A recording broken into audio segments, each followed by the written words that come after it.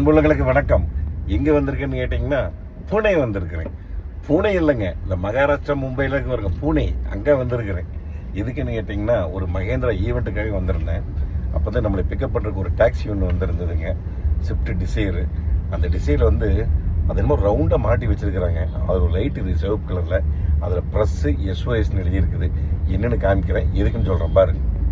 இந்த மாதிரிங்க ப்ரெஸ்ஸுன்னு சொல்லி ரவுண்டு இங்கொண்டுங்க, அந்த பக்கம் ஒன்று, இந்த பக்கம் ஒன்றுங்க, இந்த பக்கம் டிரைவர் சைடு கிட்ட ஒன்று தெரியுதுங்களா.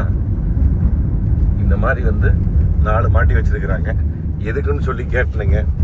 கேட்டதுக்கு வண்டியில் யாராச்சும் வந்து ஏதாவது பிரச்சனை பண்ணாலோ ஏதாவது ப்ராப்ளம் அப்படின்னாலோ அவங்க வந்து டக்குன்னு இந்த ப்ரெஸ்ஸுங்கிற பட்டன் அமுத்திட்டா உடனே போலீஸ் ஸ்டேஷனுக்கு கால் போயிருங்களாமா, இந்த வண்டி ஓனருக்கு வந்து கால் போயிருங்களாமா.